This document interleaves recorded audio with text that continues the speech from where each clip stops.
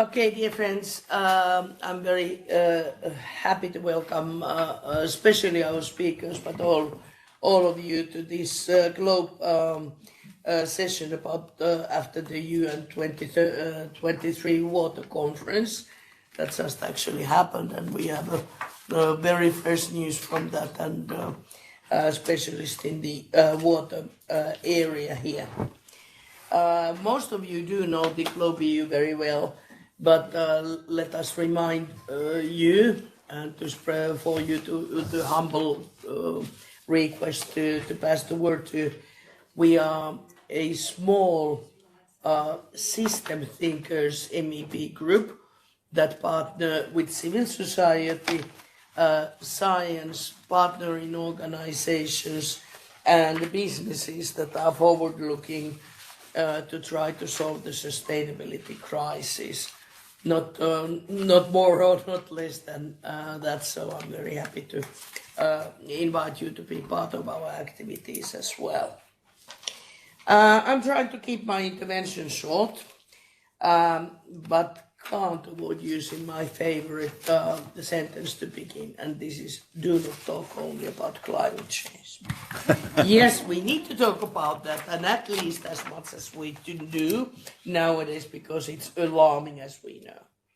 But if you focus only on the climate change and you do not see or understand the interactions, you miss very important points like biodiversity, like water, and other resource efficiency issues, toxicity, and the complex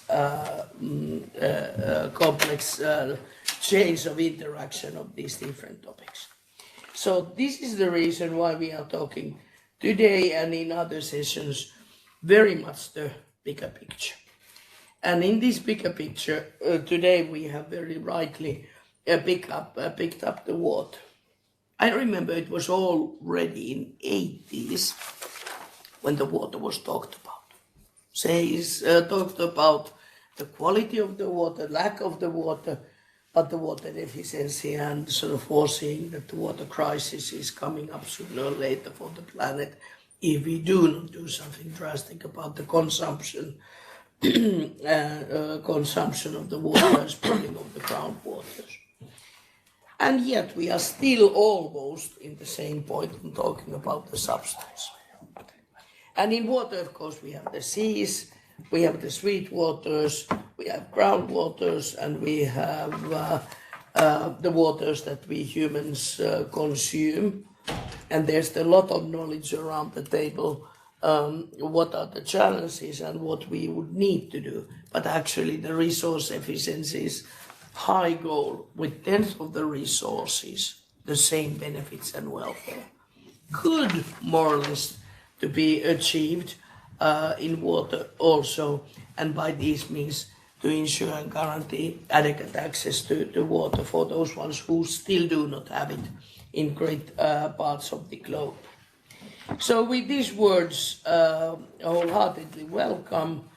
And I'll turn for the introduction to my very good colleague, Catherine Chabot, who is working in the Globe EU also and very much specialized in these topics and active member. I'm not sure I'm very specialized, just concerned, very much concerned.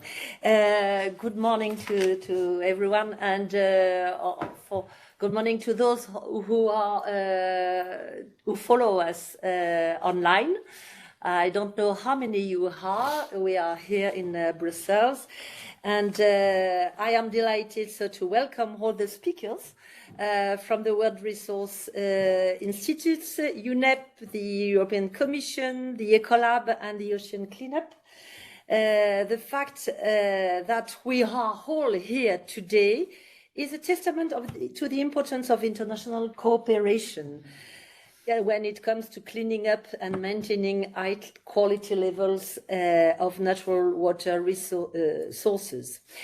The UN Water Conference was a powerful reminder of how essential it is that we work together to ensure that our water sources are kept clean and safe for future generations.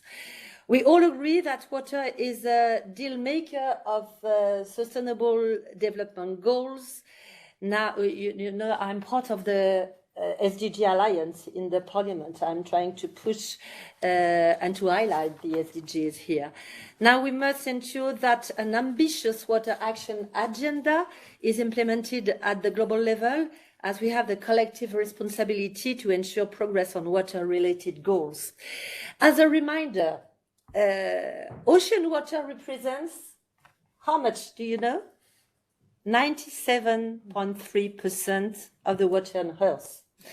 Glaciers and other ice, 2.15%.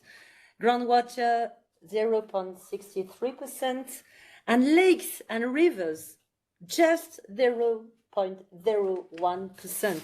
We need to remember these things. According to the UN Under Secretary General and UNEP Executive Director, Mr. Anderson, by 2050, an estimated 6 billion people will face water scarcity due to climate change, pollution, and increasingly unsustainable consumption and production. Water scarcity affects all countries on the planet, not just developing countries.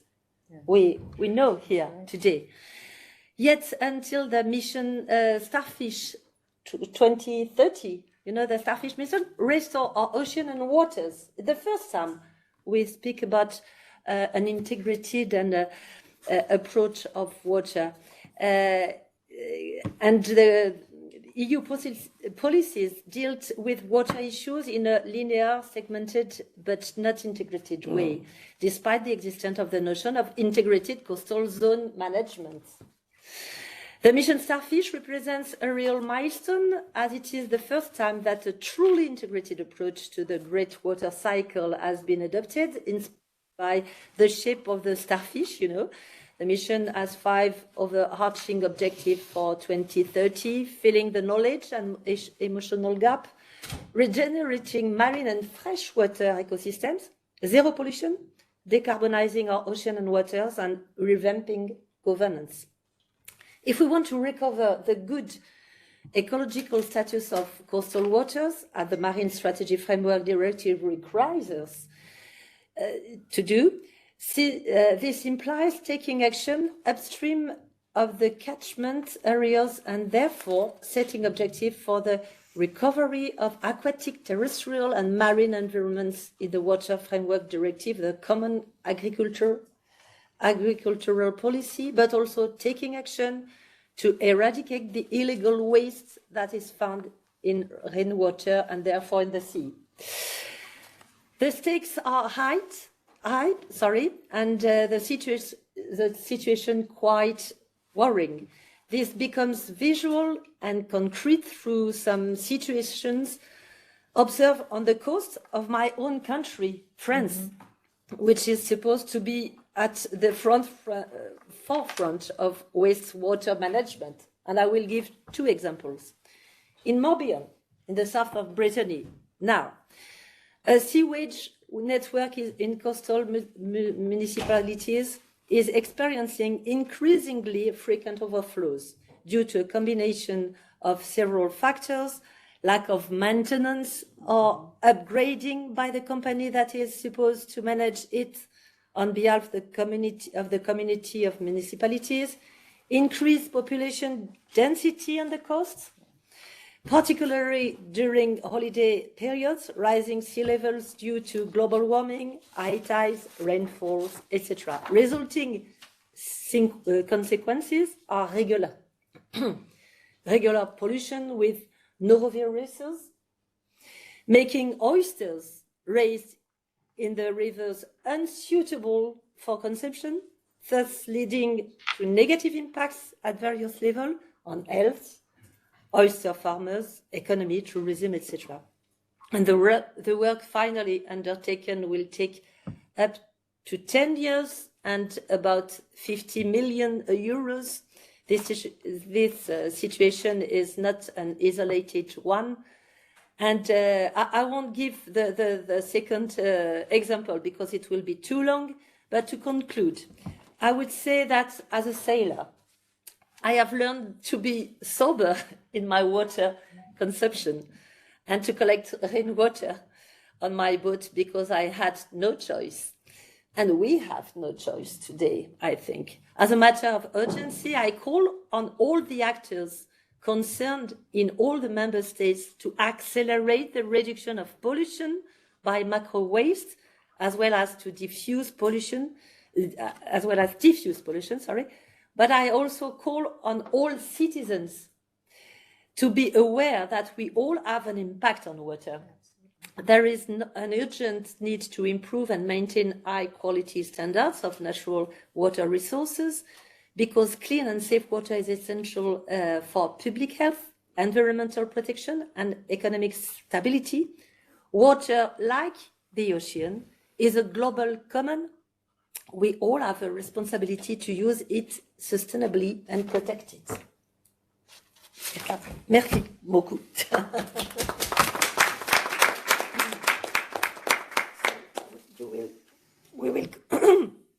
We will continue with a keynote address with Annie Das Gupta, President and CEO of the World Resources Institute. The floor is yours. Thank you very much. First of all, thank you for having me, Sibra, and good morning to everyone. 6 of you there, I don't think you can see the screen. I'm going to have actually slides. So if you want to move to this empty chairs here, can you see it? You can? All right. We can turn about a little bit the... Yeah. Just a little, yeah. Not so much. Not so We much. want to see it. It's okay. No, we can't see it. It's too much. This is... Now, oh. It's good? Yeah. All right. I wanted to share, last week, some of us in this room were at the UN Water Conference, which was a pretty big event. And I want to share my reflections quickly about 3 things that happened there to talk about the global water challenge. Not just about the conference, but I think the conference was a good kind of a platform for this discussion. One is just simply you just heard the challenge itself. So this conference, people will talk to you about a lot that this is the first conference on water in 50 years, UN Water. It's not that there are no water conferences in the world. There are actually water conferences every year, many of them, on wastewater, on drinking water, on irrigation. What has not happened is actually water as a complete entity, as a system that is interconnected and that is needed for the world to think about. And the whole point of this conference is for all of us to think about water in the complete interconnected cycle that it is and not in silos. If there was one message, that is the message, that we have to stop looking at water in silos and trying to solve one silo. And that's why people said, and that's why I'm so happy we're having this meeting just 3 days or 4 days after that UN conference here, that you are focusing on this topic. So what were the key messages? One thing I would say, there was a global commission for economics of water was set up, supported by the Dutch government. It has these 4 people, Mariana, Ngozi, Johan, and Tharman, who are, so one of them is an economist from London, one of them is the head of WTO, another one is a very well-known earth scientist, and Tharman is a senior minister from Singapore. Just to tell you, the constellation of people were put together to think about what is the nature of the water and why should one think about it as important, as you correctly said, not just about climate, it's about water and the water cycle. And their main findings were, the first is their water-related impact everywhere. So we feel impacts of water. There's too much water in places and flooding.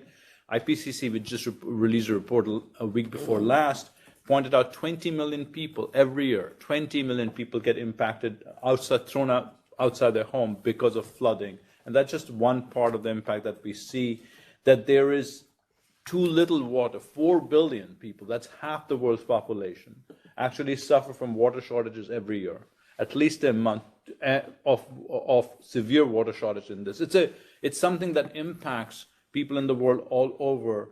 And as you just heard from, I think, the most famous sailor among us, at least in this room, that it is very, very polluted. I mean, the point you just heard from Brittany, 80% of world's waste water is untreated. 80%, just think about that for 1 second. There are more than 7 billion people on Earth that polluting every freshwater system you can think about. And there's very little freshwater in the world you just heard about.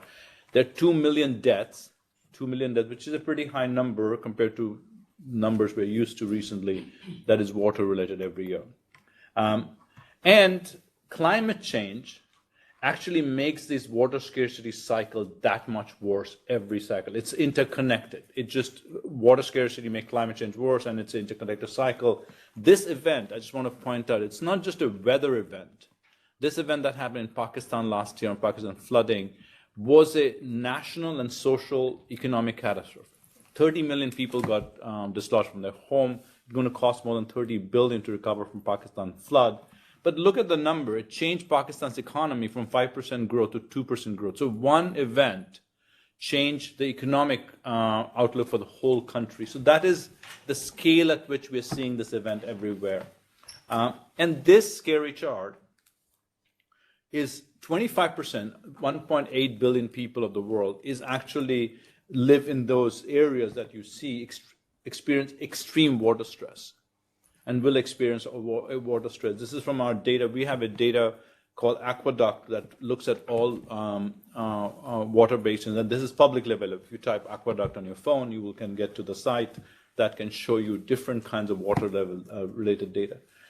And this kind of stress, water stress, along with other things like demographic shift, governance failures, actually today causing conflicts, physical conflicts inside communities, across borders. And I don't think we talk about that enough, that this is not just it's just not a human problem, it's a political and conflict problem. This is the work our teams does that looks at all this data. I'm just want to underline, this is not just data from water. It is water connected to other data that is causing conflict or may cause conflict. And this is just part of the world. And look at the spread of this that is taking place. Again, this is publicly available that you can look at. So I just want to underline the work that this water is not just for drinking that is just affecting us. This affects our human system, our political system, our security across the world.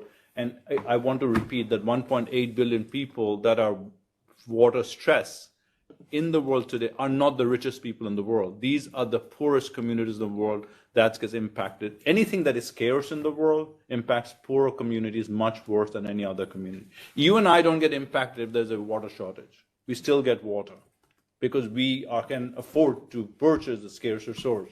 But the poorest don't, and that is what that chart is saying. So, sorry for the bad news early in the morning, but it is actually not very good news about water.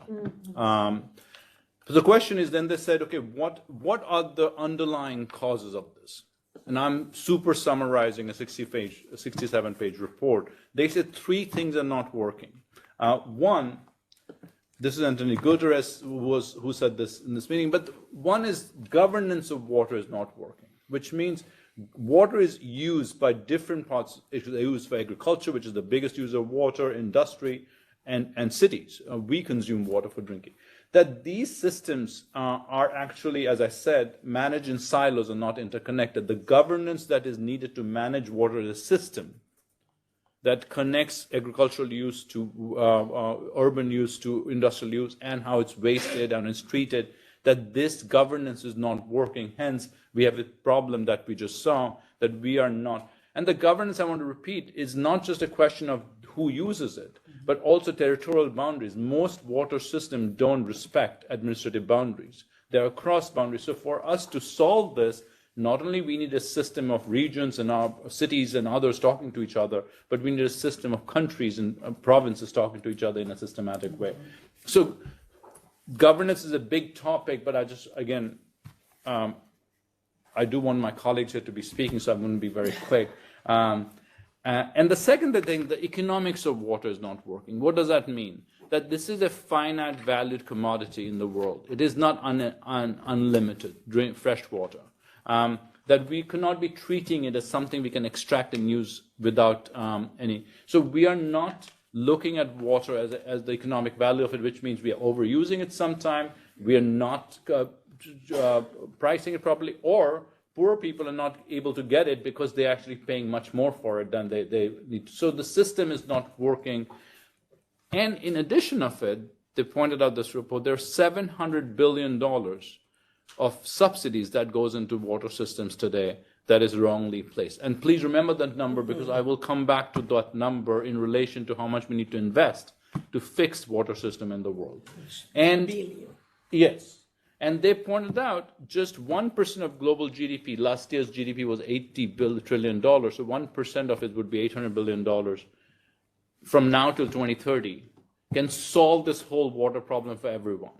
So I just want you to remember the $700 billion that we're paying in subsidies and 1% of GDP that is needed to solve the problem. These are very similar numbers. The third thing they said is finance. So governance, economics, and finance. They said it will take the gap today of that needs to be invested on to fix water. There's a $200 to $400 billion gap that is there every year. 67% of the gap just in one continent of Africa, meaning that is how much is underinvested in that. And at the same time, they pointed out that $1 invested in water has a 7 times return. It's a commodity that you invest in. The return, socioeconomic return of it is enormous compared to a lot of other things I can tell you about. So I just want to point out that $1 trillion or $800 billion from now till 2030, or $200 to $300 billion, these numbers are not there in public resources. Meaning, if you add up all kind of bilateral aid that goes on, it was $160 billion last year. So to meet that number, you would not only need public resources, you would have to figure out how to get private resources flowing to that. So that brings me to the final conclusion. They said, how can you solve it? Their conclusion was the solution to this is incredible new innovative partnerships across government, political partnership, private sector, and technical things. So these partnerships are needed. And I want to show you just quickly one of the meetings I attended. This is an initiative by AU, NEPAD, and we are part of it, WRI, and many 30 other organizations that are trying to set up something called Aqua Fund for 100 cities to bring resilience and water supply in 100 cities across Africa to solve those 3 problems. The first, the governance problem, the economics, and the finance at the same time. That's what partnership. And they're trying to do 3 things at the same time. One is political commitment for governance reform by the cities and the region. 100 cities started already with many cities. Galvanizing finance, putting public finance and private finance together to creating a fund for $5 billion for 100 cities. And finally, providing the technical assistance to the city, a consortium of technical organization, NGOs. So these 3 things, these partnerships have to happen at the same time, not one after the other, to get finance flowing. Finally, what was the outcome, overall outcome of this conference? So one of the outcomes, remember this was a voluntary conference, not a conference that ended up in a treaty, like a COP or a signed document. So the main the conference organizer invited the world to submit something called Action Agenda, water, pledges to do something about water. And we actually, so as you can see, there were pledges on health, sustainable development, climate, water cooperation. We in WRI, actually, till I left, there were 670 of these. We actually reviewed 670 of them, and we published it. You can go to our website and see it.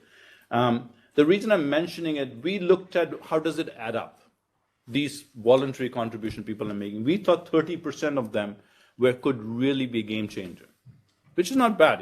People have wanted, so more than 200 of them were actually very seriously interesting.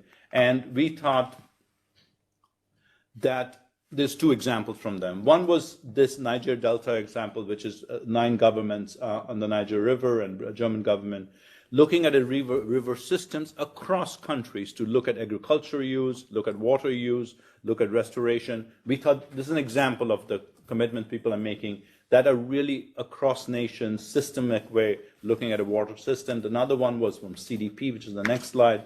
CDP is Carbon Disclosure Project, which actually is the place where private companies actually disclose their carbon, but they now started doing on water. The 2,700 such things in CDP. Again, you can look at their website. I'm just showing you a couple of examples of these 670 that were there. These are among the 30% we thought were very interesting and game-changing. However, I want to point out these voluntary contributions we didn't think was enough to change that we need, because only 23% of them had quantified target. Only few, 28% actually has money. 23%. Anyway, you can see this. We did not think this voluntary commitment added up to what the change that the conference was asking for, which is to think about water as a system and think about national governments to actually focus on water. And we think this sea change is needed, how water can be seen as a system and taken as an urgency with national government. When we work across the world. When I meet with leaders across the world, every leader today, if I ask about energy, they would know what to do. You know, what energy is, what needs to be done, how much. If you ask about water, that's not the same answer. We need to get to a place. Leaders in the world are actually focusing on water as a real crisis issue and figuring out at a country level what is. One of the things I came out of this, that we are talking too much about the problems with water, but not about the immense opportunity water investments and water solutions give us on human health, well-being, peace, but also just quality of life of not just humans, but also businesses that depend on, and agriculture, where majority of humans today are dependent on across the world. So I feel we need to talk about the opportunity this sector gives us, not just the problem that we face. I really want to thank you again for having me, and I appreciate you listening to me.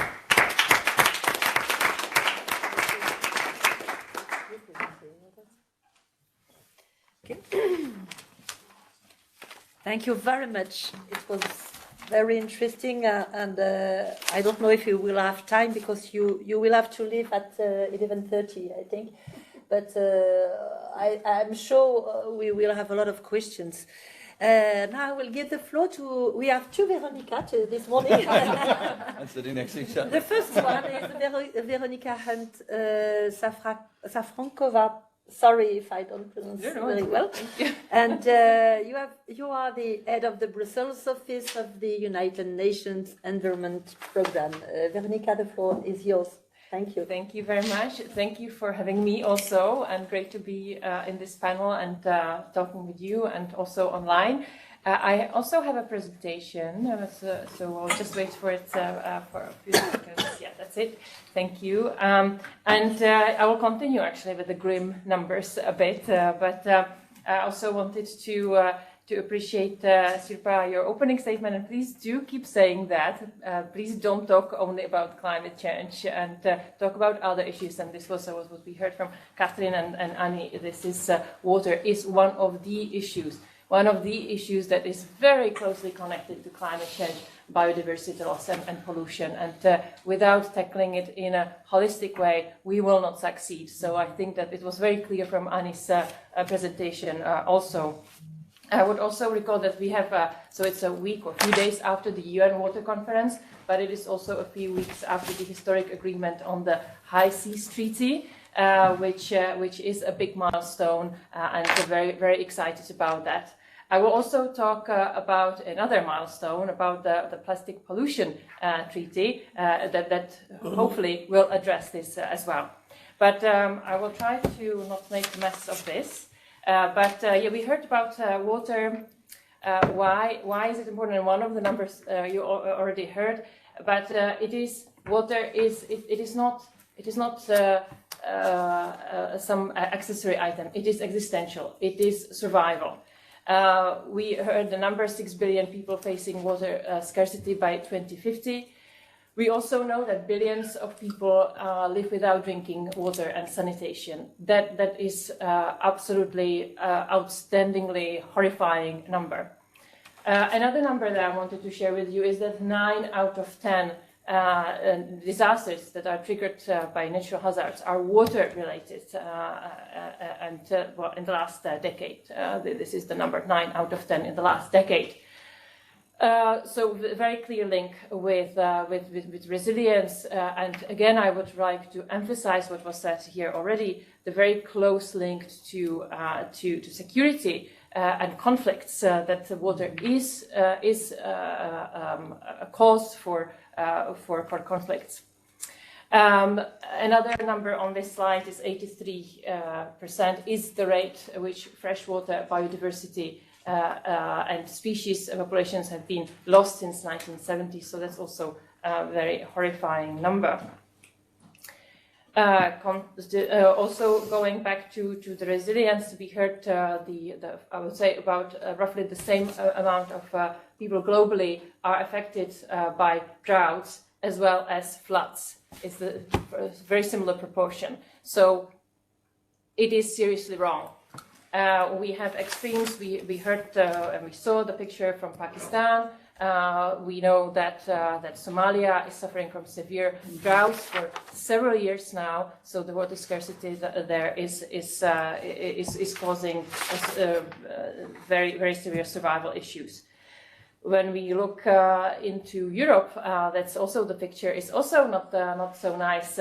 Throughout last year and the year before, there were floods in Germany, Belgium, Luxembourg, Netherlands. But on the other side of Europe, there were wildfires in Portugal, Spain, Greece. So we are going from one extreme to another, and water is one of the issues that we have to consider there. So going now to pollution, which is demonstrated on this slide, is that 11 million tons of plastic waste is flowing annually into oceans, and you can see that 80% of the pollution is going from rivers, and especially from smaller rivers, from urban areas, from cities. So we have to tackle the issue already on the local level, of course on national level, international level, but where we are and where we live, that is causing pollution, marine pollution. More than 800 marine and coastal species are affected by this, so that also means impacts livelihood in fisheries as well. But what we know is that if we shift to circular economy, we can reduce the volume of plastic entering oceans by over 80% by 2040. So changing our consumption patterns, changing our behavior has huge impact in this. So going on to the water conference, we heard already a lot. So this is more just a quick summary of that. It was renewed political momentum. We do hope that the political momentum will continue in line with what we already said, hand in hand with the other crises that we have. That there are the commitments are inclusive and action-oriented, and I was quite struck actually by Annie's read out of the outcomes that we also have to look how the commitments are being delivered and what would they actually bring. What the number that we have now is about more than 700 commitments and pledges, and the interest to have more regular meetings like this overall holistic UN water conference is not wait for another 46 years to go.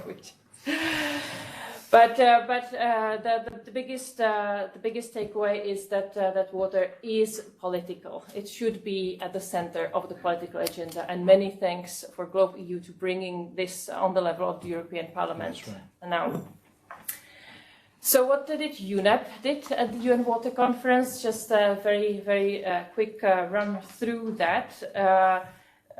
We launched Measuring Progress Water-Related Ecosystems and the Sustainable Development Goals report, which shows the data.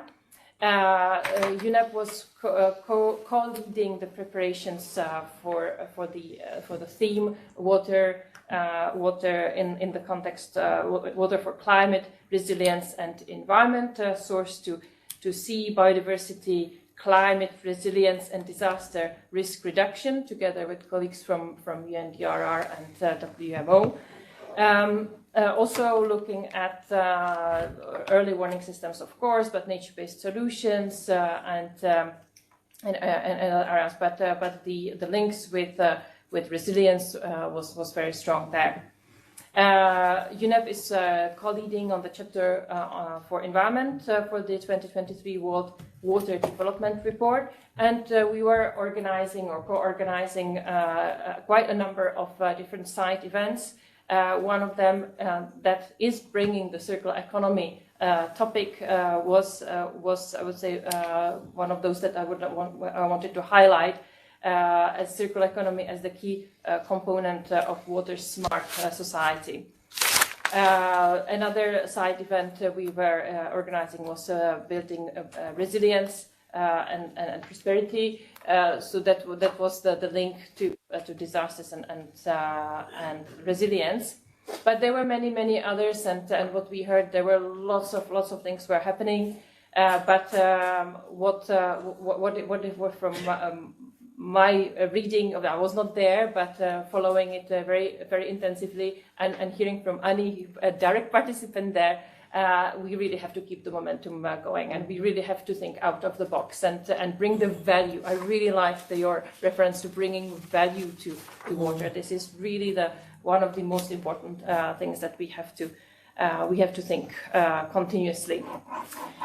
Just a very few words, because I know that we are probably running out of time, but I was also asked to say a few words what UNEP does on the topic of water, irrespective of the water conference. So I'll just run through this very quickly. Through the Global Programme for Action for Protection of Marine Environment from Land-Based Activity, we are supporting governments and stakeholders. This work is concentrating on the regulatory work, on reduction of wastewater, marine nutrient and nutrient loading. You probably know already that UNEP or under UNEP is the Global Environment Monitoring System for Freshwater that is providing the sound data on freshwater quality to support different scientific assessments. And I do hope that you also heard about World Water Quality Alliance, that is evidence-based assessment scenarios, solutions, services on water quality issues that UNEP is hosting. But it has been launched, I think, about 2 years ago, together with the European Commission Joint Research Centre. So this alliance is addressing quite a lot of topics that were already mentioned here.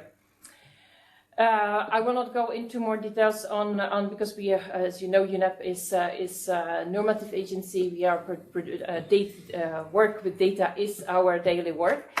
So we produce reports, different assessments. I will not, of course, list more, but also together with colleagues that are on the panel here, doing joint toolkit also on water pollution by plastics and microplastics, for example. It's a very important topic. Whizzing through nature-based solutions, that will not surprise you, because we are promoting that all the time. But in this particular context, I wanted to mention it as well. But the last point that I wanted to say a few words, because I cannot not to do it, is the historic resolution at the United Nations Environment Assembly last year in February on ending plastic pollution. The start of the new treaty to Merci. We were very happy, because this was globally recognized that we have to tackle from the global level. So just a few words of what this is going to consider. Again, going back to sustainable consumption and production, promotion of this concept, including product design, sound waste management through resource efficiency and circular economy approaches, promotion of national and international cooperative measures to reduce plastic pollution in the marine environment, capacity building, technical assistance technologies, research, etc., etc. What is important, the last one, is multi-stakeholder engagement and bringing governments, but also other stakeholders, bringing industry also into the discussion. There was already one intergovernmental negotiating committee in November that brought quite a few considerations. You probably know that the next one is coming up very soon. It will be at the end of May, beginning of June in Paris. So that will move the preparations further. But the considerations from the first one in November, you can see I would say the first and most importantly emphasis on the whole life cycle of plastics that includes already the design and then throughout the whole cycle. Also, special attention to the unique circumstances of those countries most in need. The necessity to have clarity in the objective and scope for the future instrument before moving to discussions on the more specific obligations, so that there is a clear understanding. A widespread recognition of that national action plans will be also a critical component in ensuring the success of the future instrument, and many other elements, including ensuring that developing countries are able to actively participate, and that's really important that everybody is involved in this, and there is also adequate financial support for this. And I mentioned the relevant stakeholders, and I say it again, it's important that also scientific community is on board and that we make sure that the treaty that will be designed, and you can see the last slide, what will continue, mentioned the second INC. There will be another one in November this year, early April next year will be fourth negotiating committee, and the final one towards the end of 2024, when the text of the treaty should be finalized. So that's the timeline, and to us, this is a very important component in tackling the water-related issues. And I say again, water is something that we have to cherish, something that we have to protect, something that we cannot do without. So many thanks for this opportunity, and I very much look forward to the discussions. Merci. It's very interesting because 10 years ago, when I was invited regularly to speak about plastic pollutions, and we never speak about water, and when we were speaking about water, we never speak about plastic pollutions. And today, it's an event on water. Is that an event on water? And we are all speaking about the plastic problems. So Veronica in the commission. Veronica Manfredi, you are the director for Zero Pollution in the DG Environment. You will speak about what EU and our member states are about water management, and you will probably mention also the plastic agreement. The floor is yours. Thank you so much, Madame Chabot. Thank you so much for inviting me here, Mrs. Pitcairn. Really a pleasure. Indeed, I'm the director not only for Zero Pollution, but also for managing basically all the acquis of the European Union that is regulating water management as such, next to green cities. So very interesting ideas that Chair President Dasgupta was giving me, now thinking about how Africa is starting to think the way to manage water. I think that cities level is a very important one. I don't know what you think, but I personally think that it's only with European Green Deal that we really started to look at so many resource challenges in a truly holistic manner. And Mrs. Chabot, maybe the reason why eventually we are connecting the dots between plastic pollution and water is also because throughout the last 5 years, on the one hand, to have been hit for the first time really seriously across the European Union by droughts.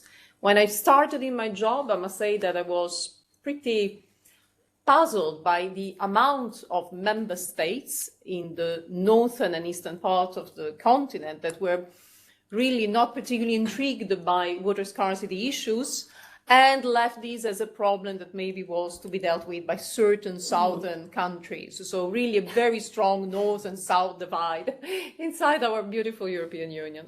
In the space of just 5 summers, this picture has been really dramatically changing. And I don't want to dwell into the problems because I think both Mr. Dasgupta and Veronica have given you all the figures that you need to know. There is only one that I want to bring to the fore that I'm sure you also know. Each of us, 60%, we are water. So it's really, 70%. it's us, it's life in general terms. So just to give you a sense that we're not talking about a topic, it's us and the planet in which we live completely. When we went, actually, I didn't go personally, but our Director General went to the United Nations conference. What did we feel? First of all, indeed, that is enthusing, although maybe a little bit longer waited, but still eventually there, to have this revamped political momentum, to see over 6,000 people coming from everywhere, sharing a degree of enthusiasm, commitment, and particularly awareness that we need to do something. And why do I stress the word awareness? Precisely because of what I've said. Even inside the European Union, there is still some work to do in order to secure that really this awareness about the gravity, urgency, and need to act now is raised to the highest level. Secondly, we were very happy from a European Union perspective because if I look at these over 700 commitments which have been coming out, and sharing also the analysis of Mr. Dasgupta as to the fact that maybe not all of them share the same degree of game-changing power, nonetheless, they all have to deal with priorities which are in our minds. For example, at the links between food, energy, and climate, the need for more resilient infrastructure for water treatment in general, the need to increase in general efficiency for water use. We have for energy an energy efficiency first principle. We do believe that we need a water efficiency first principle across the European Union as well. Now, of course, there is a point on which we were a little bit more disappointed, and this has to deal with the fact that we were hoping that maybe one outcome of this conference would have also been the appointment of a UN special water envoy.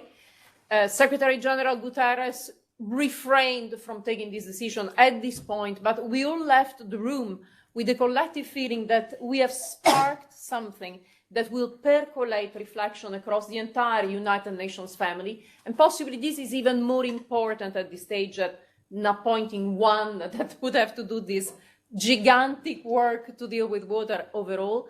I think that the message we are hoping to see becoming reality more and more is that across European United Nations families of agencies, in all our policy domains in which we operate as European Commission, we will feel the push and the drive to look at water implications of whatever we do.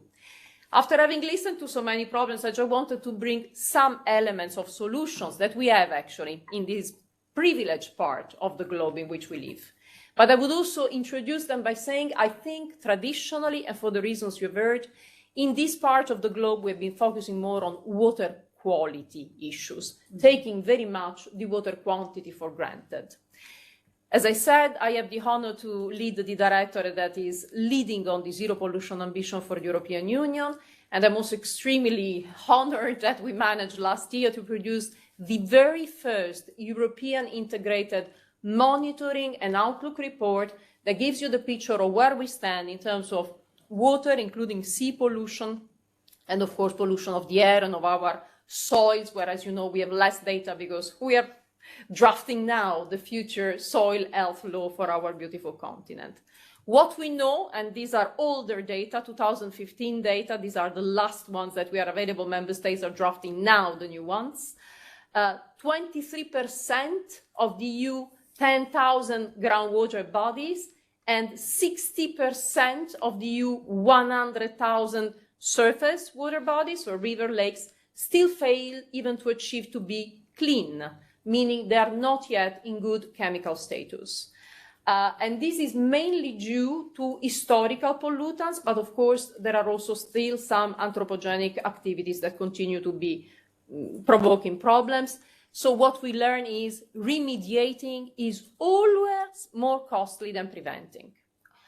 Now, what we are doing inside the European Union is that we are trying, first of all, to modernize the way in which we monitor the state of our waters. It is for this purpose that in the zero pollution legislative package we adopted in October, we've tabled a proposal to revise the list of surface and groundwater pollutants. And actually, we are asking our member states, and here I'm looking at the colleagues from the European Parliament, to accelerate the frequency of monitoring as well. Because even the fact that I have to speak in a conference in public in 2023 and can only base myself on 2015 data, for me, it's pretty much of a scandal in the 21st century. And I'm leaving this message with you. Another thing that we are doing, which is pretty important, is, and which is looking, and this is something I love, it's looking in an integrated manner, and quality and quantity issue, is the revision of the Industrial Emission Directive. This is a little jewel of the European acquis crown, because with this directive, in a very below the radar manner, we have been regulating over the last 3 decades the activities of the 54,000 largest industrial installations of the European Union. And you have all the large combustion plants there, to just give you an idea, producers of everything, steel, ceramics, a lot of the critical raw material that you hear talking about. Now, this directive has really proven in the course of the decades to manage to decouple their prosperity, their growth, their competitiveness from emissions. And in revising it, we are putting forward ideas to secure that we make industrial processes, especially of these largest facilities, as water efficient as possible and as little water polluting as possible. That as well, I'm looking at the colleagues of the European Parliament. The file is already the object of a general approach agreement by the Council, and the Parliament is now looking into it to come to, I hope, a positive opinion to keep its level of ambition. We have adopted a regulation to regulate the sustainable use of pesticides, because we focused a lot on plastic, but I'm afraid that when we look both at our seas and at our rivers, possibly this hidden killer of chemical pollution is not of less important. Pharmaceuticals legislation, where I hope that already next week the College will be able to present to you all a proposal to also look at how to make our pharmaceuticals a little bit less toxic by design wherever feasible, or otherwise regulate a little bit of their life path. And of course, still in the making, a proposal to revise and strengthen REACH, our guardian of the gates of chemical pollution across the EU. Then I would like to just highlight 2 other files which are really, I think, are important, but are just starting to lay the ground for the EU to become a little bit stronger in managing the lack and the scarcity of water. One is the revision of the Urban Wastewater Treatment Directive. We don't look at our urban wastewater treatment plants, but if we have the reason why, thanks God, in the European Union, indeed, we are not facing this dramatic problem that Mr. Dasgupta has brought to us, with over 80%, I think you said, of water not treated, it's because of the silent and daily and unstoppable, thanks God, work of the urban wastewater treatment plant. A dense network of stations that are treating all the urban discharges that me, you, each of us produce every single day. We are revamping this old directive to secure that we make the standards for treating nutrients, micropollutants, microplastic much more stringent. But what I like very much of the proposal is that it's also looking at how to better secure that we look into nature-based solutions to capture urban runoffs, which means, you know, all the runoffs of pollution you get whenever it rains, they are becoming more and more frequent precisely because of climate change, and we need to make our cities much better prepared to deal with them. This directive and this revision is to be seen in conjunction with the fact that in June this year, across the European Union, in all the member states that so wish, the water reuse regulation will enter into force. It's the very first time in the European Union that we have a piece of law that regulates exactly the quality of the water, which of course is of less quality than the one that you need for drinking purposes, to be used to irrigate our agricultural fields from wastewater treatment plants. This is an opportunity also for technological developments. And what do we see? That 2/3 of our member states are embracing this opportunity, but we still have 1/3 of member states that will not. So this is important to bear in mind when we speak about awareness and preparedness to, deal with water scarcity. So my concluding message really is, we are enthused by what we have heard at the UN Water Conference. We do believe that there is a lot of excellent wisdom coming, in particular from the report of the Global Commission for Economics on Water. It's interesting to note that the same message of rapidly phase out environmentally harmful subsidies for water, the 700 billion euro, which Mr. Dasgupta was mentioning, is exactly the same message we got in December 2022 when we negotiated the global agreement in Montreal for biodiversity. So there is a dramatic need, which is being universally recognized, for a shift in finance and in economics. And I think that possibly in the midst of plenty of not so nice news we are hearing for many reasons, it is enthusing to see that somehow the world is finding the power to find agreements at multilateral level on these topical challenges that we face.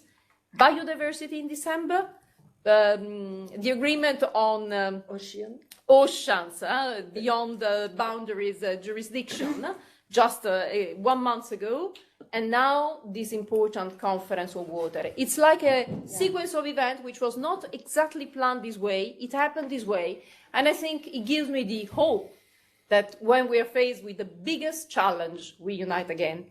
Thank you very much.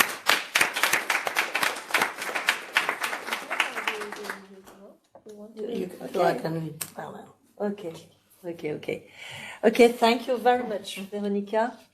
Very interesting. We still have job to do in Europe as well. Now we cross the Atlantic with Tiffany.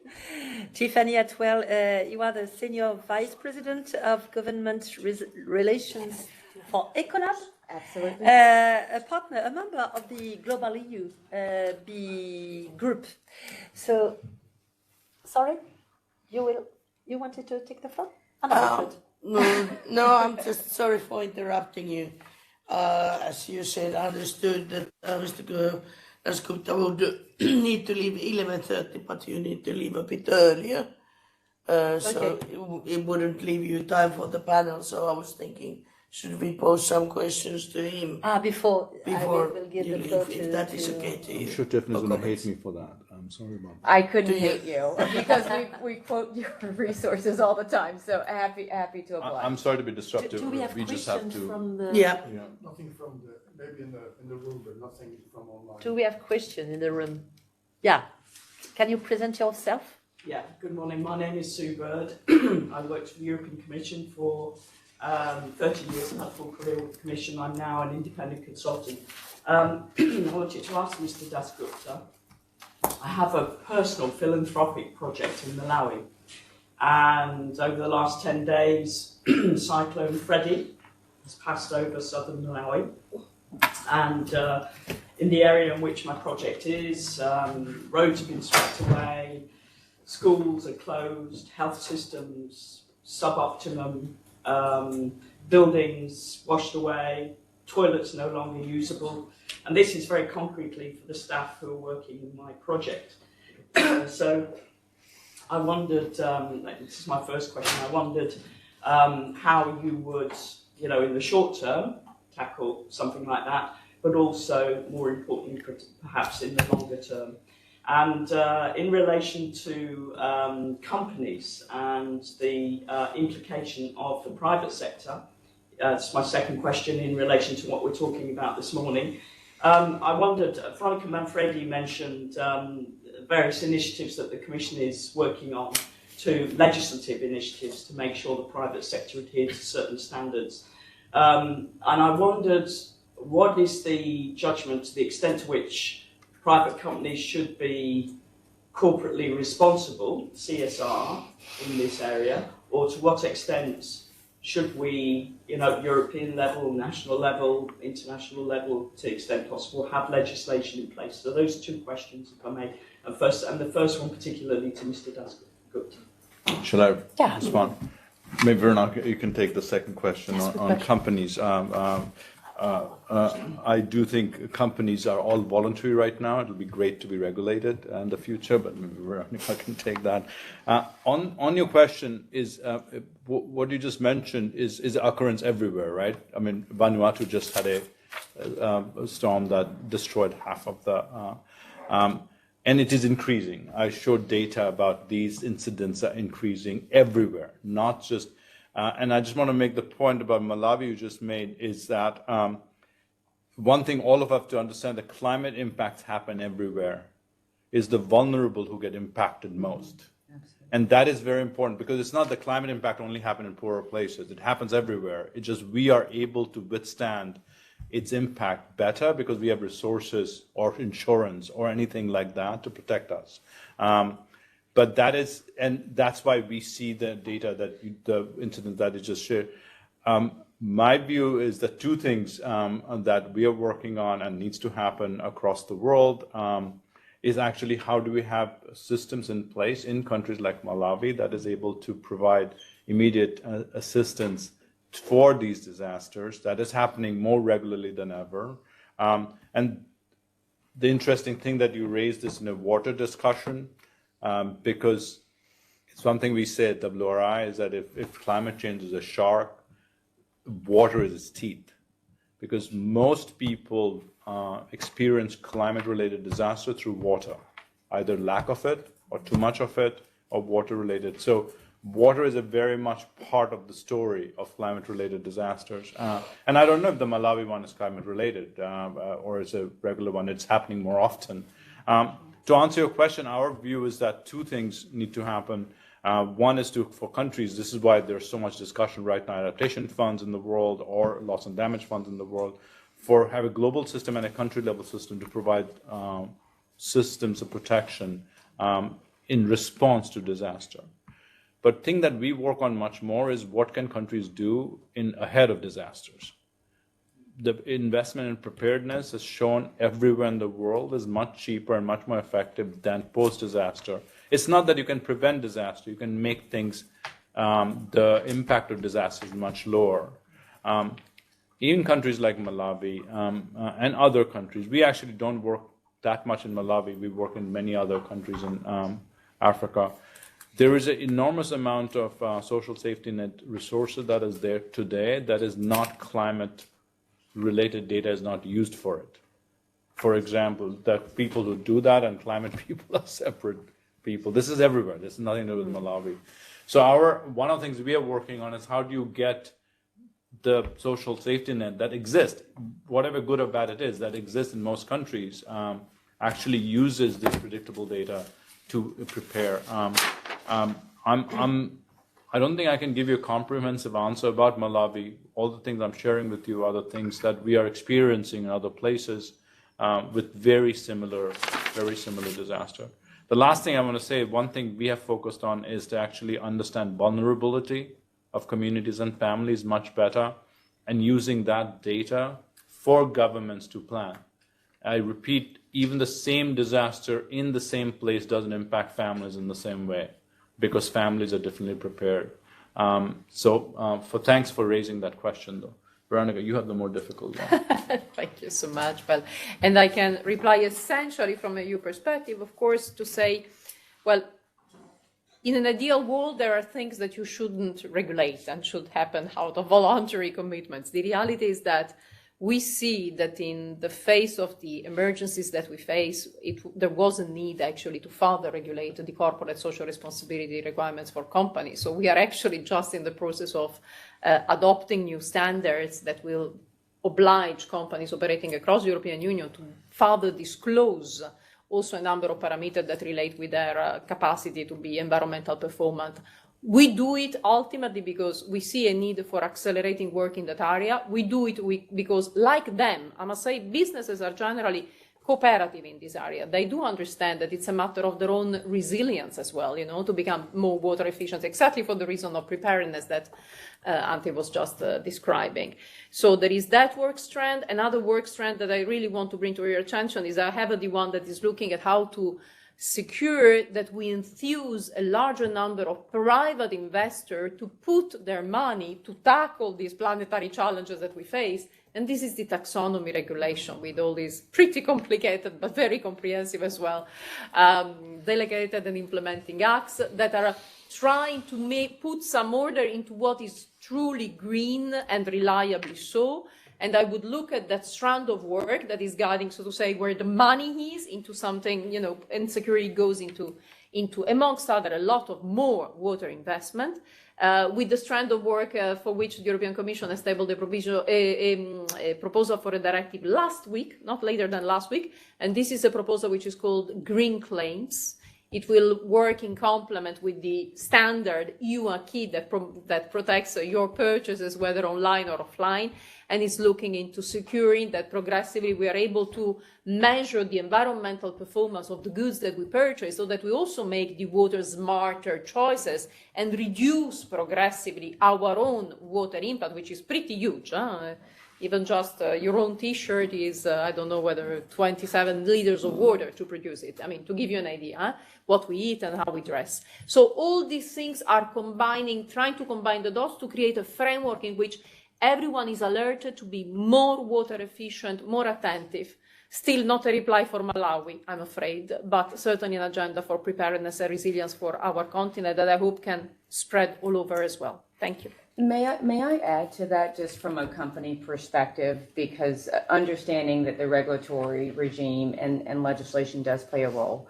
But for Ecolab, because we are working with a lot of our industrial customers who are trying to save water and see the value of saving water. And just last year, we were able to help save 215 billion gallons of water through our partnerships and work with our customers. And this is in over 130 countries. And I think that there are some important points because we've heard a lot of depressing news. And I think that it's important for us to understand the data. But there's a lot of data that we're not capturing because there are a lot of companies in a lot of places that you don't have to measure the industrial water use. And so I think that that is the first step we have to measure to understand the impact that it's really having on the environment. I think the good news is there are a lot of tools out there, of course, to do that. We have them. Of course, we rely on World Resource Institute and others. But I think the other piece of this is there are tools to actually help with the saving and reusing and recycling of water, industrial water.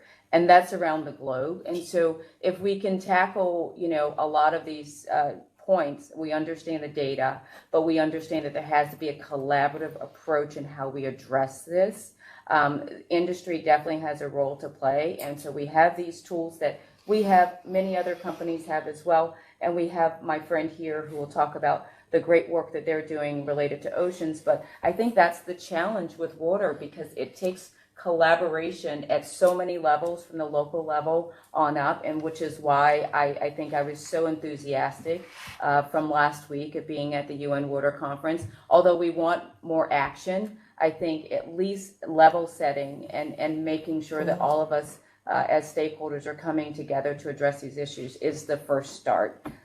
So I just wanted to pause there, and I see my friend is leaving, but I don't know if he has any final comments. I just wanted to put in a plug for some of the industrial perspectives.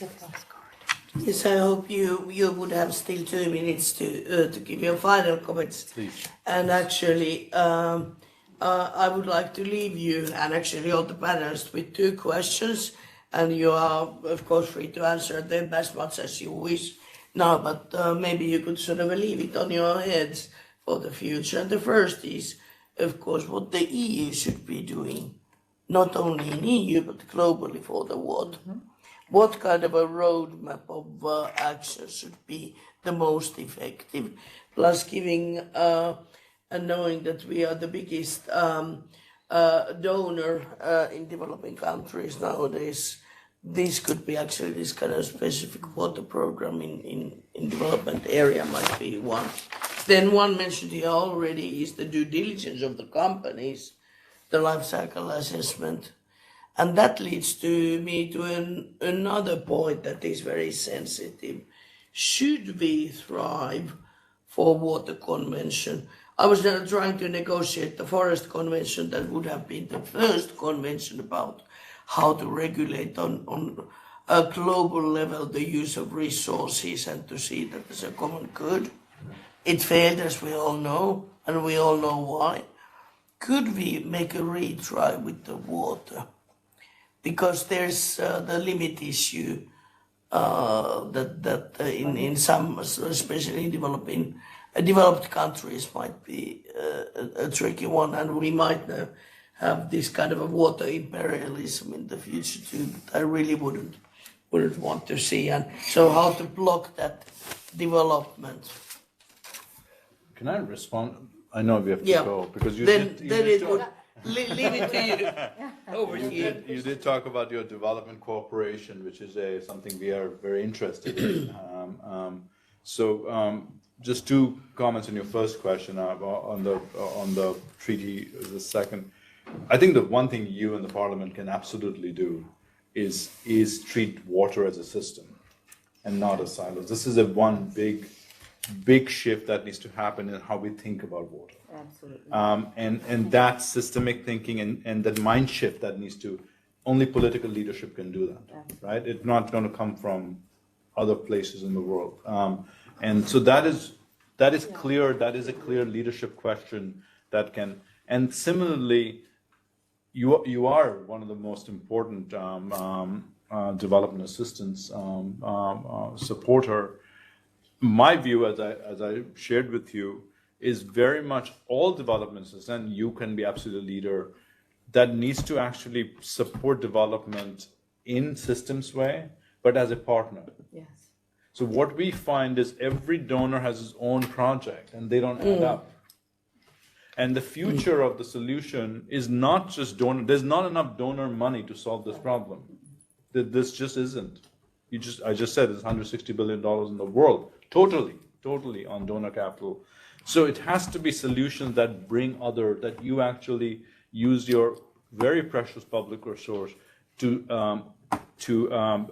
figure out how private sector can be either de-risked, partnered, whatever. There are many methods to do it to get private capital flowing with the governance reform. So those would be my two comments to your first two questions. I actually am very encouraged by the global treaties that has happened that you mentioned, both of you mentioned, in the last 6 months.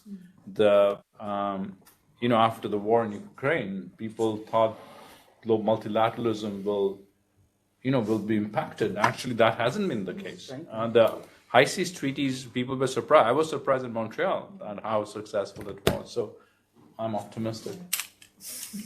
Thank you. Thank you very much. Thank you very much. We appreciate it highly your visit and hope to continue in our cooperation. Thank you. How long did you stay in Europe? How long? I will leave tomorrow. You leave tomorrow, okay. India, yeah. But I apologize for leaving early to both of you. Thank I you will very see you much. in DC. Thank you for all the great work you're doing. Thank you. Thank you very much. So, Tiffany, Ecolab, you, as I said, you are, sorry, you are... Don't worry about the title. No, because I think we're more Present interested yourself. in... No. It's just we're more interested in the discussion, at least I am, because I've learned so much. And I think coming off of last week, being in New York, this is encouraging, just to see not just what has been done, but to see like-minded people from many different organizations coming together to see what we can do more of. And of course, we cover the industry perspective, which I think is important in this discussion. And so a lot of other things and great data has been shared. And so I already shared, what we were able to do with just many of our customers around the world last year, which I think is a good start, and hopefully us realizing that we have to try to tackle whatever the tools are for solutions in the future, no matter how small. But I think the other piece of this is, as we look at what society needs. And we're talking about, the Green Deal and green tech and green innovating, I think, especially in Europe and the US. I mean, we're leading those discussions as would be expected. But many of that new technology, whether it's the EV vehicles, whether it's geothermal, green hydrogen, all of these new technologies will be heavily reliant upon water. And so because we've had so many other discussions today, and we are looking at what industries are doing, this is something I don't think that we've adequately planned for. What we're talking about is trying to capture what's being used today and how to reuse and recycle what we're using today. And since we're not adequately measuring that, we don't clearly have the impact of that. But then when we're thinking about the future, and we know that energy is renewable, water is finite.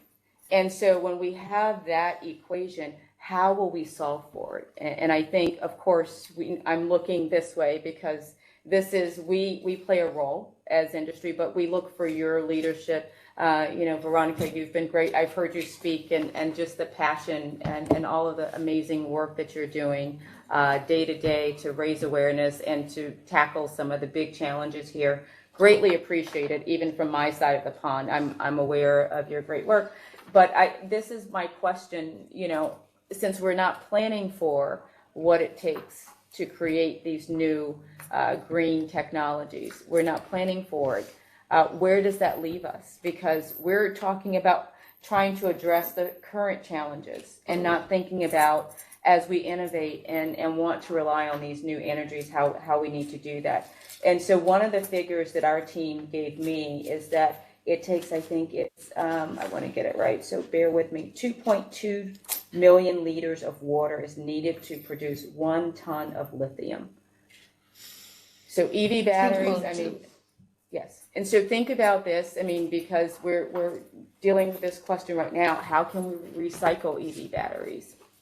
Is there a way, because there's a shortage of lithium. We're going all around the world because of the current geopolitical situations to find out where we can get more lithium, and then understanding that even when we are mining for the lithium, we have to tear up the earth to do this. What's the economic, impact, but also the climate impact of this. And so I'm not saying that we don't go down this path, but I'm saying let's plan for going down this path. Let's understand the implications to all of this great work and how we want to further green our economy. And that's where the convening, and I think maybe the highlight for me at the UN Water Conference, I do think we need a global, a UN Special Water Envoy. I do, based on the magnitude of the issues that we're facing and because it is global. And so I think the call to action, that we need and that collaborative nature is really something that we need from the UN. We need the European, you all to inspire. You don't just have the donor money. In my mind, you have the ability to set regulations and to help guide regulations in most of the developing countries. Think about how many other countries look to Europe for guidance on these types of regulations. So I think that influencing and convening power of Europe can't be underestimated. I mean, so I would just leave it there because I do want to make sure that we can hear from another solution provider because it's critical for us to all have a role to play in this discussion. Thank you very much, Tiffany. And I think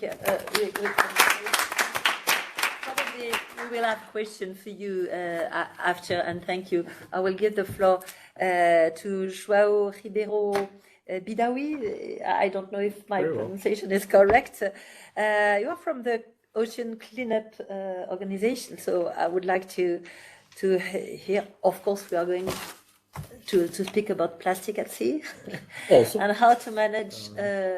Indeed. Thank you very much. I have also a presentation. I cannot avoid a side comment to the challenge of having a water convention. I've heard from a very seasoned diplomat that the only meeting in her career where she saw coffee cups flying across the table was a meeting discussing to have this water conference some years ago. Wow. And this links to a word that was not mentioned today, which is sovereignty. And without discussing that word, all the commitments can be very exciting, but they are highly, highly constrained. But I'm here today to talk about something a little bit more inspiring.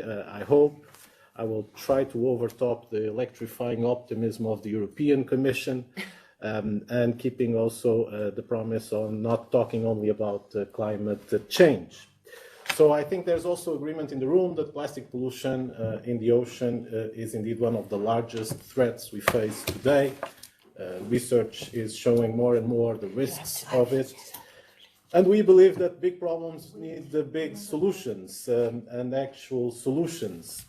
That's why 10 years ago, when Boyan Slat, a young 18-year-old Dutch, created the ocean cleanup, if you go to Google Trends, plastic pollution was marginal, non-existent.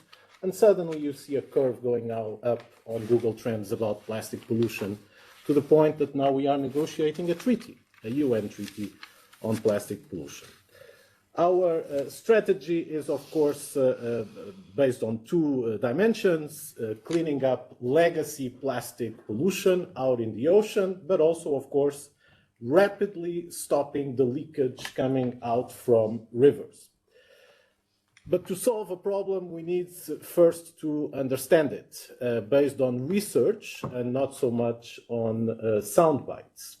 So the first few years we invested millions in cutting-edge research in the Great Pacific Garbage Patch, research that was never done before. And it was our research that provided the first comprehensive map of this patch. We discovered that it's around 3 times the size of France, a quote that you see a lot in the media and used by politicians that rarely attributes to us the finding. In any case, that's what we do. We research and then we publish our research on open source to help policymakers and others to act on it. Of course, we need to stop the inflow that comes from rivers and from the fishing activities. But most important, and that's one of the messages that I want to leave today, we need to decouple plastic production from emissions, from plastic riverine emissions. Rivers are indeed the arteries that carry most of the trash into the sea, from land to sea. We have produced a model based on observations and also AI cameras that identified the first map of river plastic emissions. We heard UNEP today also mentioning that research when you hear that 1,000 rivers are indeed responsible for 80% of the riverine emissions. That was a research by the Ocean Cleanup. The good news there is that 1,000 rivers is just 1% of the rivers of the world. And so that should be a problem easy to tackle, even though it's 1,000 rivers across the world still. But the good news is indeed that 99% of the rivers do not have problematic emissions of plastic. A second piece of good news is that we found out, and others, that if we look at the current measurements, only about 0.25% of plastic produced is actually entering the ocean. It's still a massive amount, as you can see from the images, but it's still a very limited amount of the plastic produced, which reinforces the argument of the decoupling. We know from OECD that plastic production will triple by 2060. So this is important, decoupling plastic production from plastic emissions. And there are 2 ways we can decouple. Of course, the long way to decouple is to improve waste management. And we have already seen this work. The high-income countries consume the most amount of plastic in the world, but they leak the least amount of plastic to the oceans. So we just need to replicate that decoupling around the world. But this takes years, and we are actually facing an emergency because in the meantime, from rivers, You saw at UNEP's slide a different figure, but from what we know, around 1 million tons of plastic is leaking every year into the ocean from rivers, which means that we are facing an emergency. And that's why we believe that by tackling those 0.25% that would otherwise make it to the ocean, that's obviously, based on research, on actual figures, the fastest and most cost-effective way to stop the leakage today. Of course, the second key message I want to convey today is that stopping the leakage is not enough. Stopping the leakage is not enough. Sorry, the slide is playing a trick on me. Yes. Stopping the leakage is not enough. Plastic is accumulating in 5 areas, these patches, even if the Pacific one is the most researched one. And most importantly, we are finding that the plastic in these patches, it's highly persistent. It will not go away by itself. It will keep doing harm, and it's degrading into micro and nanoplastics if we don't take it out. Of course, this is easier said than done. In the past 10 years, it has been a very long journey with some failures along the way. But a year ago, we came to the point that we got solutions to work. We reached proven technology. And since then, we have been cleaning the Great Pacific garbage patch at the rate of 1 football field worth of ocean every 10 seconds. 99.9% is plastic. Hardly any bycatch. By far uncomparable to what the fishing industry has in terms of bycatch of protected species, by the way.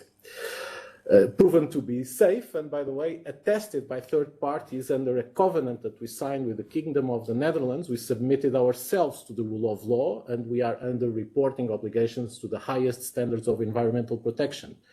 We designed the first environmental protection assessment in the high seas.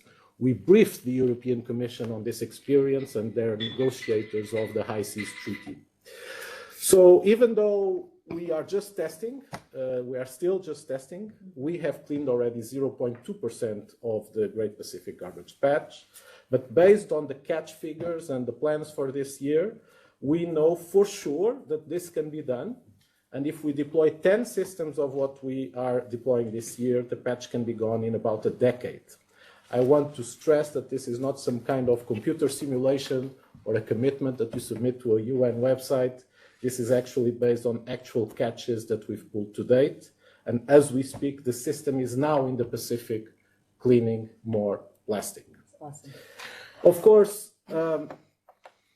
we cannot do this alone. We need partnerships and we need strong legal and policy frameworks. That's why we teamed up with UNDP. The goal of this partnership is to reduce leakage of plastics into marine ecosystems. It will do so, of course, by when we deploy these technologies of interception that you saw some examples on the videos, you accelerate changes upstream and midstream. You inspire policy change.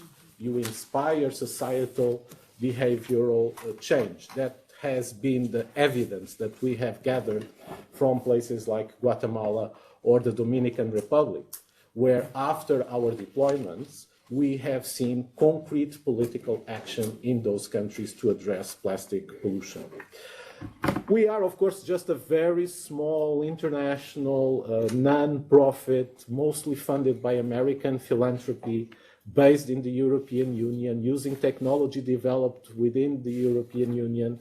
But we need enabling factors from, of course, the legal and policy frameworks, as we hope that the Global Plastics Treaty can be. We have ECOSOC consultative status, and in that sense, we attend very actively the treaty negotiations. We will argue, and we have asked already several EU member states to take this into consideration during the negotiations. We will argue that legacy plastic pollution removal needs to be a core obligation of the treaty. It is by definition an international problem in international waters. If this doesn't make to the treaty, frankly speaking, what kind of international cross-border problems can the treaty solve if it's only to inspire national action plans. And so we are also suggesting that monitoring riverine plastic emissions should be a control measure, like carbon emissions. There's very little monitoring. Frankly speaking, we are one of the few in the world that, because we are in 10 countries already, Indonesia, Malaysia, Vietnam, Dominican Republic, Jamaica, Guatemala, by doing interception, we are monitoring. Interception is also monitoring. Over time, we will be able to say if the flow of plastic in those rivers is going up or down, which means that we will be able to say if upstream and midstream policies and political promises are being kept or not. And that can become a very important control measure for the efficiency of the treaty. Finally, just a note, and you see there, Innovation Alliance for a Global Plastics Treaty. You are the first people to see this logo. This will be announced very briefly. In INC1, we were quite surprised that the word innovation, social, economic, technological, was fairly absent from the discussions. If my memory doesn't fail me, besides us, only the Republic of Korea extensively mentioned the importance of innovation to address the problem. We also realized that the large majority of startups, entrepreneurs, doers, innovators was not in the room. They did not have access to the room for a number of reasons. I'm not blaming the system, but it's very difficult for these startups. By the way, the concept of public affairs for startups is something very hard sometimes for them to realize. And so we identified that need, and together with Repurpose Global, an American NGO, we decided to launch the Innovation Alliance, and we are gathering now a coalition of dozens of innovators, startups from across the world, from the whole cycle of plastic pollution, upstream, midstream, downstream, and we hope to give a voice to those innovators to provide actual actions and solutions that can make any political commitment doable.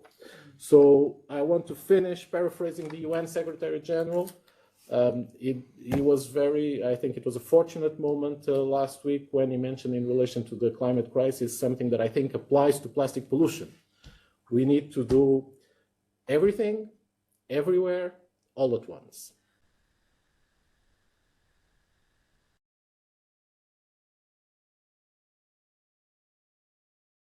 Sorry, I need to be leaving. I just would like very briefly to thank all of our wonderful speakers and hope that we can stay in contact and cooperation in the future with these topics. Thank you. Thank you very much. Just a word, because Joao, it's the first time I meet someone from the ocean cleanup, and as a sailor, you know, I've seen plastic at sea 30 years ago, in 1991, when I crossed the Atlantic, not the Pacific, the Atlantic, and at that time nobody was speaking about that. Yes.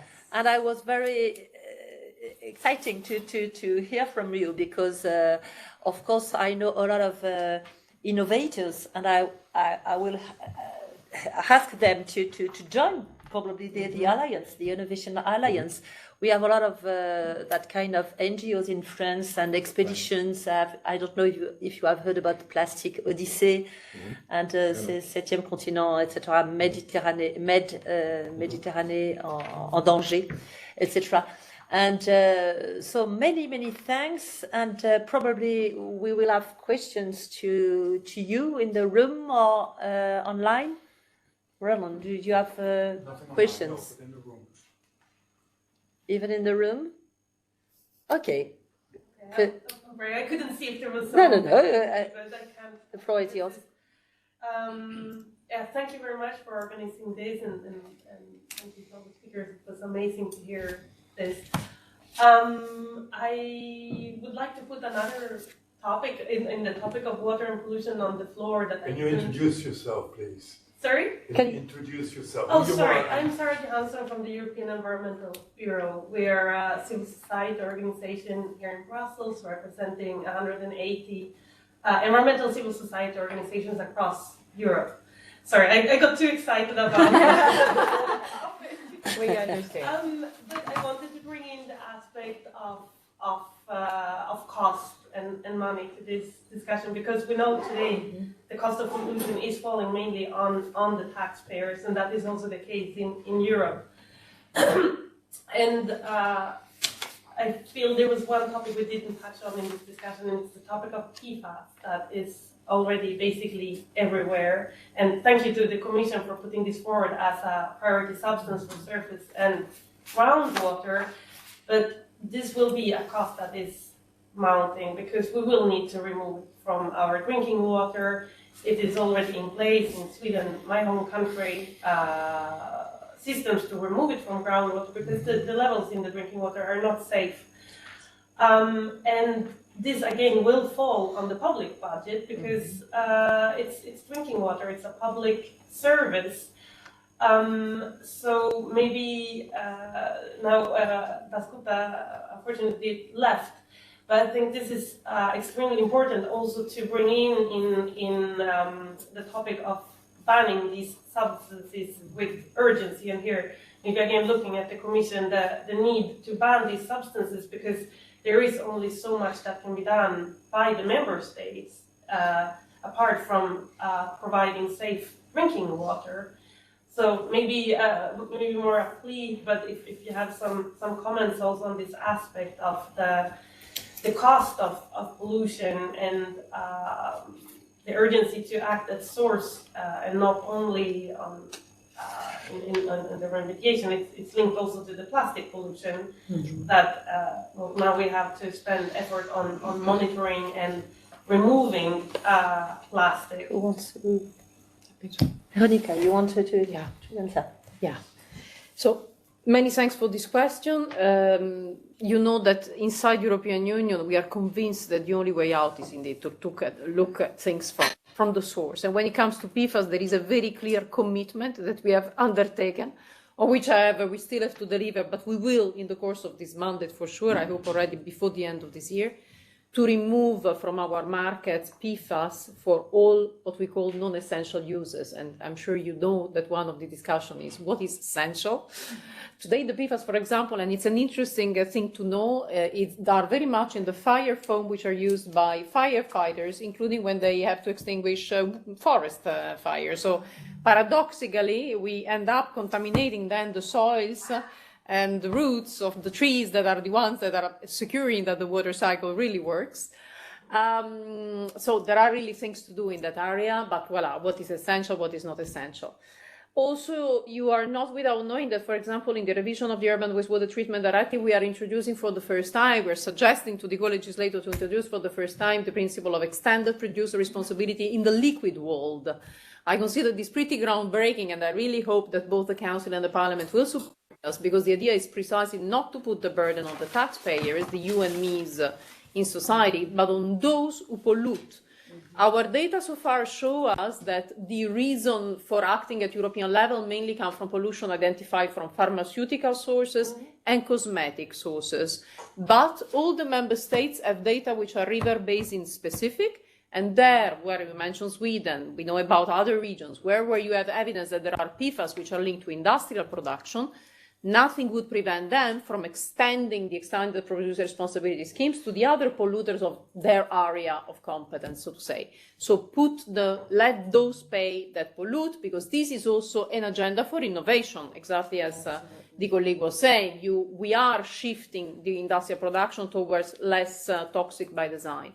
And of course, also the revision of the Industrial Emission Directive that I was mentioning to you is very, very relevant, because a lot of the PFAS producers are chemical industries that ultimately are also now better regulated with different breaths that look more at these toxic-free by design aspects. So we hope the combination of all these will play a role. And when it comes to plastic, for which our heart is bleeding, of course, many initiatives, but one that I want to mention is the recent proposal for packaging and packaging waste that is really aiming at, preventing a lot of plastic packaging coming even in first instance in our markets and supermarkets. That as well, there is a call for Parliament and Council to be very ambitious in taking up this proposal. That, of course, is disturbing. Let's face it, when you touch these things, I mean, it's extremely disturbing for a lot of industrial actors and even us as, end users. We are so used to certain things nicely packaged, but there are alternatives there. Thank you. Merci. You want to answer? No. No, I don't have anything on PFAS. You want to add something because you were short. You gave the no. Well, nothing. no. Okay. I think that what Veronica has mentioned about the onus being on the polluters. I think it is something that people will have to really deeply consider, and I think that however we can be proactive. It's been said many times. There are tools out there, but let's put our friends in a situation so they're not cleaning up as much plastic. We want to get out of business. Yeah, and that's the beauty of it. And so I think as much as we can even encourage our industrial community to reuse and recycle water because it doesn't just benefit them, but the societies that they're living in. I think that we all have to play a role there. So I just think excited about what you all are doing, but I think there's definitely more to do. I will have a question for all of you. Do we have a question in the room? Yeah. Introduce yourself. Thank you. I'm Lucy Valvani from Surfrider Europe. So we're an NGO, European NGO, working to prevent pollution in the ocean. So since a long time. As well as chemical pollution. Yeah, it's been quite some time now. We're also hoping to get out of business. So I just had a question really because we talked about plastic pollution and we mentioned microplastic pollution, but maybe we did not talk about it. And we hope to. We are about to have a file on microplastic that we are waiting. Veronica, you will. Sorry for your question. That was kind of my question also because we want to prevent pollution at source. And we know that microplastic pollution does not come from mismanaged waste only. It comes from plastic production, plastic transport, plastic use. As you said in the PPWR, if we use plastic for a long time, then it leads to microplastic pollution in the end. And it's still very difficult to measure it in our ocean, in our marine environment, in our environment in general. Just yesterday, a study came out from CL about the health impact of the microplastic we breathe. So we're getting a bit out of the water in the ocean, but it's still really concerning in the end. So I was wondering how can we tackle it at source? I know there is the restriction on intentionally added microplastic that is also being discussed at the moment. We also know an initiative is also being discussed at the moment, and just how can we tackle such different sources, because it's not just one item that we can pinpoint. It's more of a general, and as you said, we need a systemic approach, a holistic approach. How can we tackle it? Merci beaucoup. Who wants to, Veronica, you want que c'est pour moi. Oui, je crois que c'est pour moi.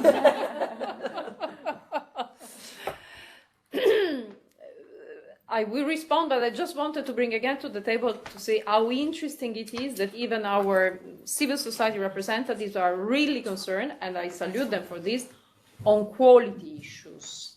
Whereas, as you see, what we are discussing globally is, first of all, a water availability problem. So it reflects, I would say, a European culture of mindset looking at pollution aspects rather than concretely and interestingly more compellingly emerging water availability, just to bring this in the picture.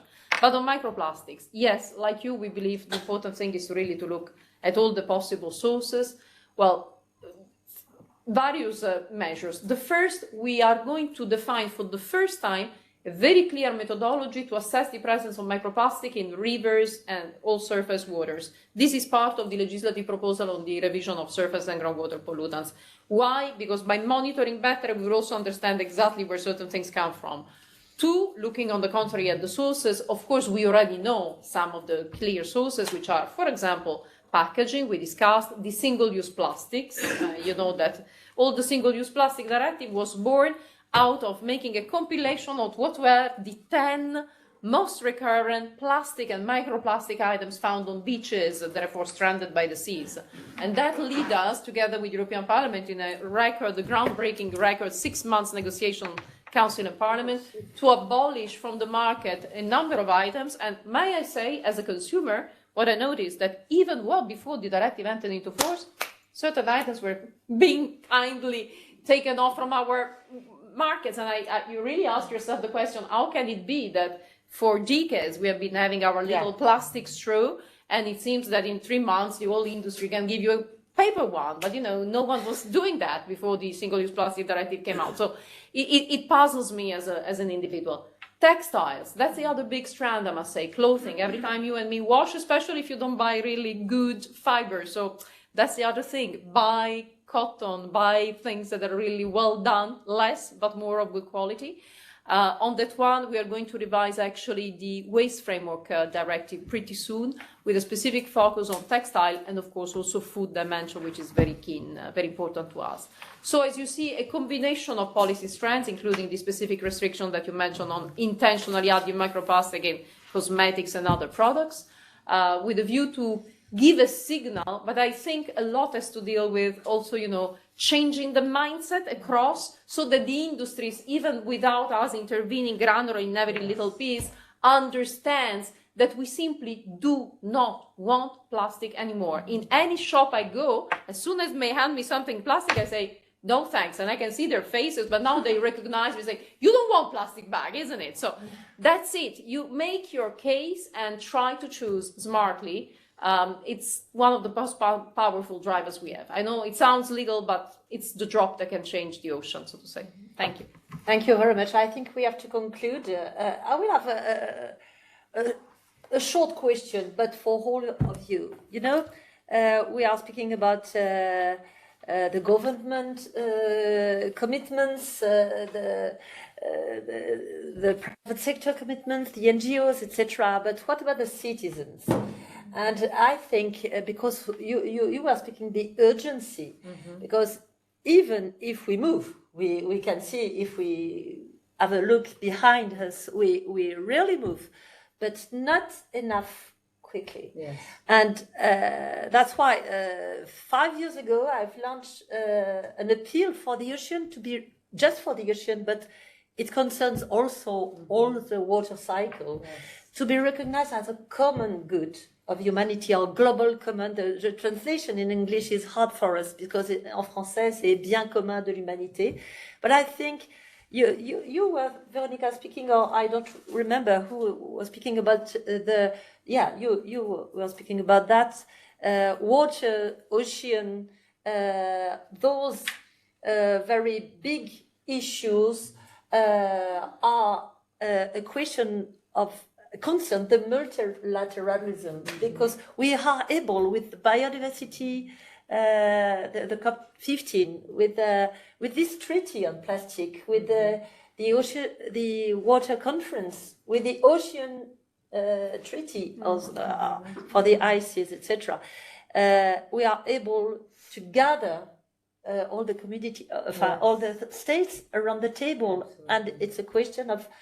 And it's somewhere it's good to protect the multilateralism, but how can we raise awareness for citizens, and that I think to recognize water as a common good, as the ocean as a common good, will be an issue.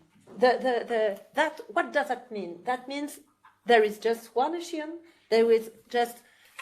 We are all connected with the water through the water cycle, and it concerns everybody, and it's our individual and collective responsibility. And I think I tried to put this notion in the preamble of the BBNG negotiation. I didn't, I pushed during, and I was not alone, but it's not included because of the confusion with the human, comment ça s'appelle, le patrimoine commun, en anglais, le common heritage. There is a confusion because of the translation, etc. But I think in the plastic treaty, we should put that all the water on Earth and water's salty and fresh water are a common good of humanity. And I think, and we have to call for our individual and collective responsibility, because to accelerate, that's why that should be my conclusion. I would like to thank everybody for your very interesting speeches, to thank Roland and GlobeEU for the organization, and our teams with SIRPA, and my team. My team is here, they all are here, and we are working. I have to be rapporteur on the microplastic file. I don't know if I will have this file, but I will conclude with what Hanni said, converting the water crisis to an immense global opportunity. I don't know if it's the only. We have a lot of solutions, but I think it could be a solution. Many thanks to all of us. Thank you. Thank you.